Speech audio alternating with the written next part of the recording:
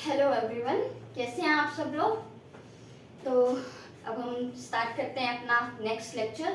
ठीक है, atomic structure and periodicity, ये चैप्टर हम कर रहे थे, राइट। और हमने इसमें बात करी थी कि तीन मेन टॉपिक्स थे हमारे। एक था क्वांटम नंबर, एक था नोड्स और एक था rules of filling electrons, right. इन तीनों टॉपिक को हमने इस पूरे चैप्टर में कवर करना है। ठीक है, तो सबसे पहले तो हमने इस चैप्टर में क्या किया था, न्यूक्लियस के बारे में देखा, नंबर ऑफ न्यूट्रॉन्स और नंबर ऑफ प्रोटॉन्स के बारे में देखा, राइट। तो हमने ये सब तो देख लिया। उसके बाद हमने क्या किया, क्वांटम नंबर स्टार्ट किया। क्वांटम नंबर्स हमारे पास 4 तरह के होते हैं, राइट। आप सबको पता है, हमने प्रीवियस लेक्चर में कर लिया है सारा टॉपिक कवर। ठीक है, फिर भी एक बार रिकैप कर लेते हैं। ठीक है, फर्स्ट क्वांटम नंबर क्या था हमारे पास, प्रिंसिपल क्वांटम नंबर, जिसको हम n से डिनोट करते हैं। और प्रिंसिपल क्वांटम नंबर हमें किसके बारे में इंफॉर्मेशन देती थी, शेल के बारे में, राइट। और इसके बाद हमारा सेकंड क्वांटम नंबर था एजीमुथल क्वांटम नंबर, राइट। वो हम किससे डिनोट करते हैं, l से, राइट। और जो एजीमुथल क्वांटम नंबर है वो हमें किसके बारे में इंफॉर्मेशन देता है, सबशेल के बारे में, राइट। यही पढ़ा था हमने। उसके बाद हमारा थर्ड क्वांटम नंबर है, वो क्या है, मैग्नेटिक क्वांटम नंबर, राइट। तो मैग्नेटिक क्वांटम नंबर को हम किससे डिनोट करते थे, m से। और वो हमें किसके बारे में इंफॉर्मेशन देता है, ओरिएंटेशन ऑफ ऑर्बिटल्स के बारे में, राइट। हमने अब तक यही करा था।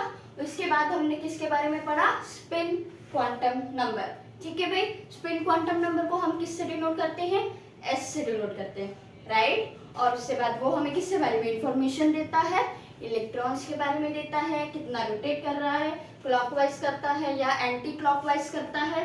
ठीक है, वो हमें किसके बारे में बताता है, एंगुलर मोमेंटम के बारे में, राइट। हमने यही सब पढ़ा था। ठीक है, और एंगुलर मोमेंटम हमारी क्या थी, वेक्टर क्वांटिटी थी, राइट। और वेक्टर क्वांटिटी होने की वजह से वो हमें क्या क्या देगा, एक मैग्नीट्यूड और दूसरा डायरेक्शन, राइट।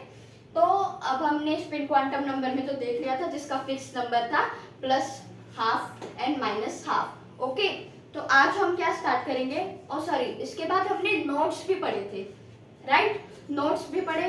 नोट्स में हमने 2 तरह के नोट्स भी देखे थे, राइट। एक था रेडियल नोट और एक था एंगुलर नोट। ठीक है भाई, तो नोट्स में होता क्या था, एक ऐसा पॉइंट आता है जहां पर इलेक्ट्रॉन को फाइंड करने की प्रोबेबिलिटी 0 हो जाती है, राइट। तो फिर उसके बाद हमने इसके 2 पार्ट्स पढ़े थे, एक था रेडियल नोट और एक था एंगुलर नोट। एंगुलर नोट तो आप सबको पता होगा कि उसको हम L बोलते हैं। L की जो वैल्यू होती है वही होता है हमारा एंगुलर नोट। लेकिन रेडियल नोट क्या था, n-L-1। ठीक है, हम इसमें प्रिंसिपल क्वांटम नंबर को भी इंक्लूड करेंगे एंड अजीमुथल क्वांटम नंबर को भी इंक्लूड करेंगे, यानी कि n-L-1। ये था हमारा रेडियल नोट, राइट। तो यहाँ तक तो हमने कर लिया था। अब हम स्टार्ट करेंगे आज next topic, which is very very important topic. ठीक है, हर तरह के एग्जाम में पूछे जाते हैं ये टॉपिक। ठीक है भाई, क्या है topic, rules of filling electrons. ठीक है भाई, आज हम व्हाइट बोर्ड पे कर रहे हैं। ठीक है, तो इसमें थोड़ी राइटिंग हो जाएगी गड़बड़, तो आप लोग समझने की कोशिश कीजिएगा। मैं बोल भी रही हूँ तो आराम से शांति से सुनने की जरूर कोशिश कीजिएगा, ठीक है। हाँ, तो अब हम क्या करेंगे, रूल्स ऑफ फिलिंग इलेक्ट्रॉन्स के बारे में पढ़ेंगे, या तो हम इसको ये भी बोल सकते हैं, rules for electronic configuration. Rules for electronic configuration, एक ही बात है। ठीक है भाई, रूल्स ऑफ फिलिंग इलेक्ट्रॉन्स या तो रूल्स फॉर इलेक्ट्रॉनिक कॉन्फ़िगरेशन। ठीक है भाई, अब आप सबको इलेक्ट्रॉनिक कॉन्फ़िगरेशन के बारे में तो पता ही होगा। ठीक है, इसमें हम क्या करेंगे, एटॉमिक स्पेक्ट्रा के बारे में पढ़ेंगे, राइट। तो जो पहला रूल आता है, हम फर्स्ट रूल की बात करेंगे, वो है आउफबाउ रूल, ठीक है भाई।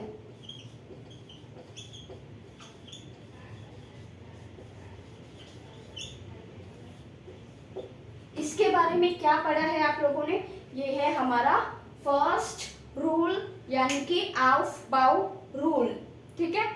अब इसको हमने अगर एक्सप्लेन करना है तो कैसे करेंगे, इसका जो रूल है वो रूल क्या डिफाइन करता है, वो ये डिफाइन करता है कि जो लो एनर्जी सबस्टेंस होती हैं उनको सबसे पहले फिल किया जाएगा, ठीक है भाई। क्या बोला मैंने, जो लो एनर्जी सबस्टेंस होती हैं उनको सबसे पहले फिल किया जाता है, राइट। देखो हमने प्रिंसिपल क्वांटम नंबर में देखा था कि जो ये हमारा न्यूक्लियस है और ये हमारी शेल्स हैं, राइट। ये हमारा न्यूक्लियस है, ये हमारी शेल्स है, n इज इक्वल टू में 1, n इज इक्वल टू में 2, n इज इक्वल टू में 3, राइट।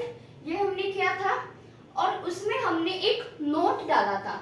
एक तो हमने एनर्जी फॉर्मूला किया था -13.6 n स्क्वायर अपॉन में z square, sorry z square upon में n स्क्वायर, ये था हमारा एनर्जी का फॉर्मूला, राइट। लेकिन हमने एक नोट डाला था, वो नोट क्या था कि जब हम न्यूक्लियस से मूव करते हैं शेल की तरफ, एनर्जी क्या होती है, इंक्रीज होती है, राइट। यही पढ़ा था हमने। क्या किया था, जब हम न्यूक्लियस से शेल की तरफ मूव करते हैं तो क्या होगा, एनर्जी हमारी बढ़ेगी, यानी कि इंग्लिश में बोले तो as we go from nucleus towards the shell energy will be increases, okay. ये था हमारा एक नोट। एक एक नोट जो हम लिखवाते हैं वो बहुत इंपॉर्टेंट नोट होता है, ओके। तो ये था हमारा नोट। अब हमें क्या करना है आउफबाउ रूल में कि जो लो एनर्जी सबस्टेंस होती है उनके अंदर इलेक्ट्रॉन्स की फिलिंग सबसे पहले होती है, राइट। और वो किससे होगा, अब हम जैसे हमारे पास आउफबाउ रूल के लिए हमारे पास आता है n+l रूल, ठीक है भाई। n+l रूल आता है आउफबाउ प्रिंसिपल में, ठीक है। इसको अगर हमें डिफाइन करना है ना, अगर हमें इसको डिफाइन करना है तो हम क्या लिखेंगे, low energy subshell will be filled first, right. ये है हमारा आउफबाउ रूल का डेफिनेशन यानी कि रूल। इसको रूल को इस तरह से हम डिफाइन करेंगे और इसका जो रूल है ना वो इस तरह से लिखेंगे n+l रूल, ठीक है भाई। अब क्या होगा कि जो low value of n+l rule होगी उसको सबसे पहले फिल किया जाएगा, ठीक है भाई। जैसे कि 1s है हमारे पास, 2s है हमारे पास, ठीक है। देखो वेट,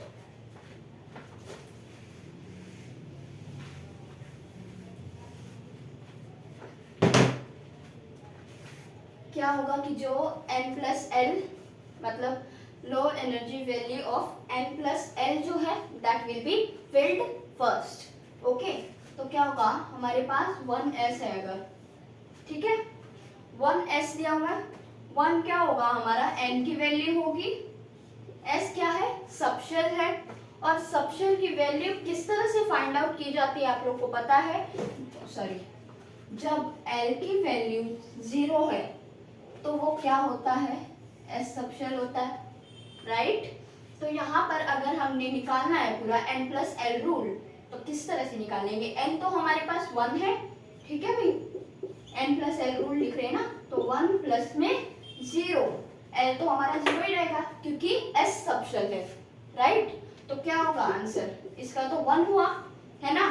तो यानी कि जो जो 1s है दैट इज व्हाट, ये हमारी लो एनर्जी सबशेल है, क्योंकि इसी को सबसे पहले फिल किया जाता है, राइट।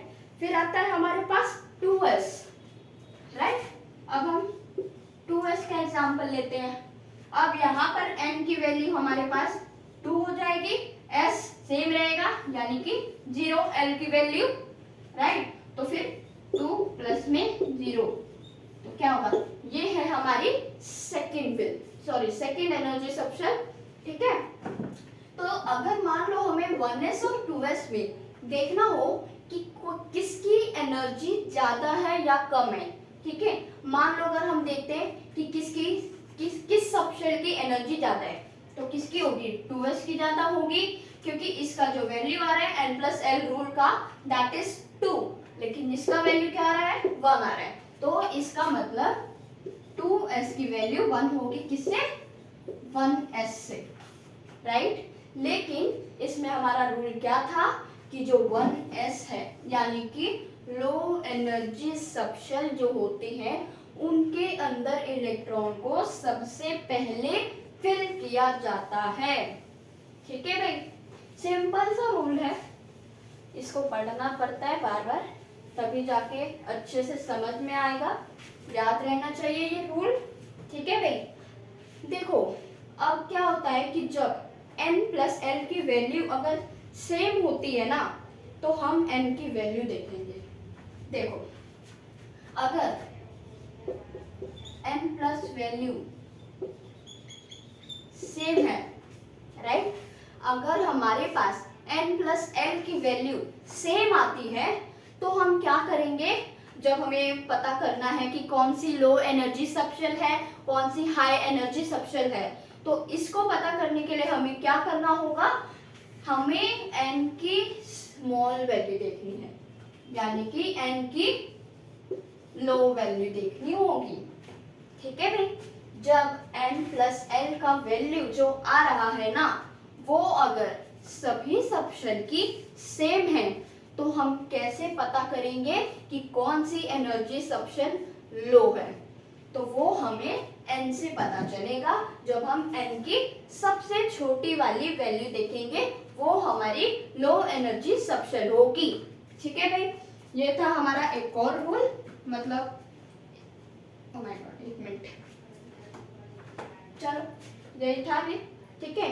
मान लो हम कुछ एग्जांपल लेते हैं, 2p 3s 3d, ठीक है भाई। मान लो हमने 2p लिया, 3s लिया एंड 3d लिया, ठीक है। ये 3 एग्जांपल, साथ में 5s भी ले लेते हैं, ठीक है। मान लो हमारे पास ये 4 एग्जांपल है, अब इन सब का n+l वैल्यू निकालें, ठीक है। इन सब का जब हम n+l वैल्यू निकालेंगे तो क्या होगा, चलो मान लो जब हम देखो हमने अभी एक रूल किया, यानी कि अगर n+l की वैल्यू सेम आती है तो हम लो एनर्जी सबशेल के बारे में कैसे पता करेंगे, राइट। क्या रूल था, अगर n+l की वैल्यू सेम आती है, n+l इसकी वैल्यू अगर सेम आती है तो हमें लो एनर्जी सबशेल कैसे पता चलेगा, ठीक है। तो अब हम क्या करते हैं, n मतलब देखो पहले सॉल्व करते हैं, इसका 2 है और ये कौन सा सबशेल है, p है, यानी कि l की वैल्यू जब 1 होती है तो वो p सबशेल होता है, राइट। l की वैल्यू जब 1 होती है तो वो p सबशेल होता है, एजीमुथल क्वांटम नंबर में देखा था हमने, तो यहाँ पर तो हम यहाँ 1 लिखेंगे, ठीक है भाई। 3s है, n की वैल्यू क्या है, 3 है, s है, तो s किस पे आता है, l की वैल्यू क्या होगी जब s आता है तो 0, राइट। उसके बाद 3d है, 3, और d की वैल्यू कब आती है, जब 2 होता है, राइट। l की वैल्यू जब 0 है तो s है, l की वैल्यू जब 1 है तो p है, l की वैल्यू जब 2 है तो d है, राइट। अब 3 तो यहाँ पर लिख दिया, n की वैल्यू, l की वैल्यू क्या हुई 2 हो जाएगी। अब 5s देखते हैं हम, ठीक है। n क्या है हमारे पास 5 है और s के मतलब s का क्या वैल्यू होगा, l का 0 रहेगा क्योंकि s ऑप्शन है। तो अब हम इन सब की वैल्यूज काउंट करते हैं। इसका 2 हुआ, सॉरी 3 हुआ, इसका भी 3 हुआ, इसका 5 हुआ एंड इसका 5 हुआ। अब हम क्या करेंगे, व्हाट वी विल डू, देखो अब हमें पता करना है कि किसकी वैल्यू सबसे कम है, यानी कि कौन सा मतलब n की वैल्यू, हमें n की वैल्यू देखनी है। ये वैल्यूज नहीं देखनी जो हमने n प्लस l वैल्यू निकाली है, क्योंकि दो की वैल्यू सेम आ रही है, इन दो की वैल्यू सेम आ रही है, तो इसमें हमारा पता करना मुश्किल हो जाएगा, राइट। इसमें हमारा लो एनर्जी सब्सट्रेट का पता करना मुश्किल हो जाता है। तो हम क्या करते हैं, n की वैल्यू को देखते हैं कि किसकी सबसे कम n की वैल्यू है। तो भैया देखो इधर 2 है, इधर 3 है, इधर भी 3 है, इधर 5 है, राइट।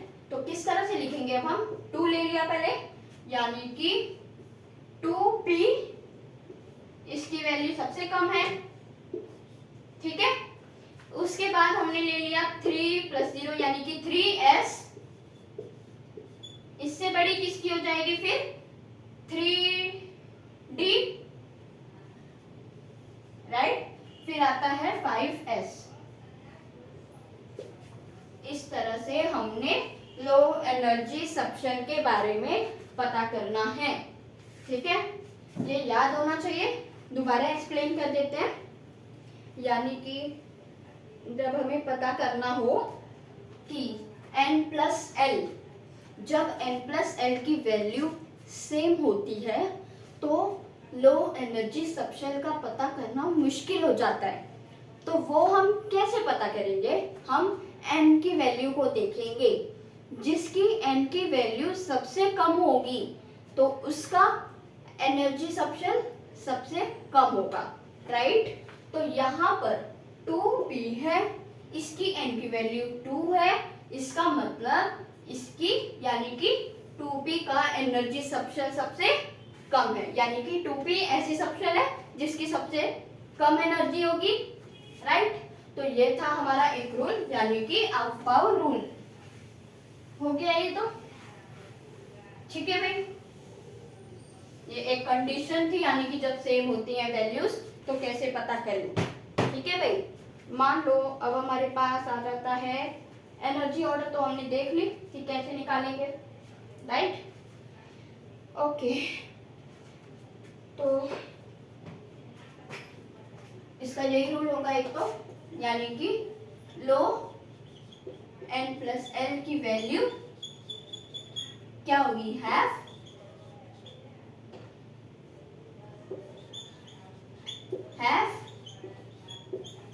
लो एनर्जी सब्सट्रेट,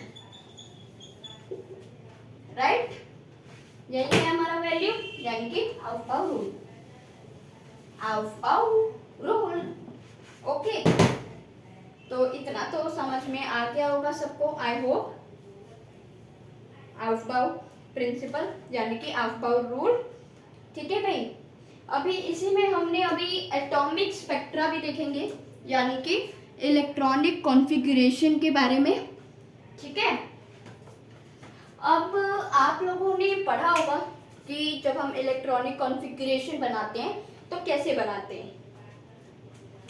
पहले क्या आएगा, 1s आएगा, इसके बाद क्या आता है, जैसे कि हम पूरा लाइन में कर करके लिखते हैं ना, तो पहले तो 1s आएगा, फिर 2s आएगा, 2s एंड 2p, इसी तरह से होगा, राइट। उसके बाद क्या आएगा, 3s, 3p and 3d, 3s, 3p and 3d, ठीक है।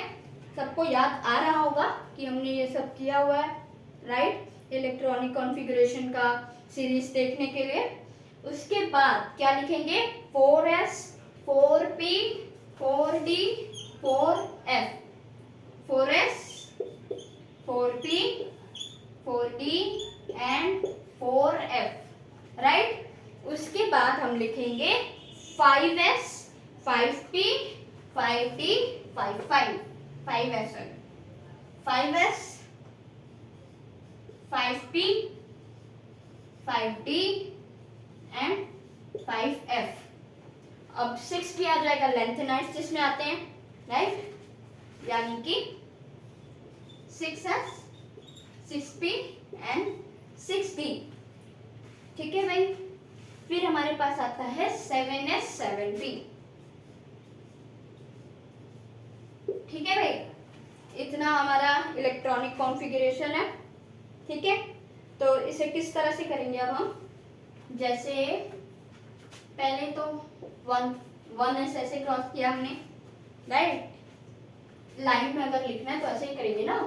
फिर इसके बाद हमने 2S क्रॉस किया, फिर हमने 2P और 3S को क्रॉस किया, फिर हमने 3P और 4S को क्रॉस किया, फिर हमने 3D 4P 5S को क्रॉस किया, फिर हमने 4D 5P 6S को क्रॉस किया, एंड देन हमने 4F 5D 6P 7S को क्रॉस किया, and then 5F 6D and 7P। ठीक है, यही था हमारा, इसी तरह से होता है। ठीक है, यानी कि पहले 1S, फिर 2S, and then 2P, 3S, and then 3P, देन 4S, and then 3D, 4P, 5S, and then 4D, 5P, 6S, and then 4F, 5D, 6P, 7S, and then 5S, 6D, 7P। ये है हमारी series किसकी, atomic यानी कि electronic configuration की। ठीक है, तो ये हमारी क्या है, electronic configuration, electronic configuration, right, यही है। तो इसमें तो पता चल जाएगा कि किस तरह से लिखना है। सबसे पहले क्या होगा, 1S, ठीक है, फिर क्या आएगा 2S, फिर क्या आएगा 2P, फिर क्या आएगा 3S, फिर क्या आएगा 3P, फिर क्या आएगा 4S, फिर क्या आएगा 3D, and then 4P, and then 5S, and then 4D, and then 5P, and then 6S, उसके बाद 4F, उसके बाद 5D, उसके बाद 6P, and then 7S, फिर इसके बाद क्या आएगा 5F, फिर आएगा 6D, and then and 7P। ठीक है, इस तरह से हमारा क्या होगा, इलेक्ट्रॉनिक कॉन्फ़िगरेशन। ठीक है भाई, इसी तरह से हमारा इलेक्ट्रॉनिक कॉन्फ़िगरेशन होगा, राइट। तो ये तो हमारा फर्स्ट रूल है। ठीक है, इसके बाद हमारा जो होगा वो है पाउली एक्सक्लूजन प्रिंसिपल। ठीक है भाई,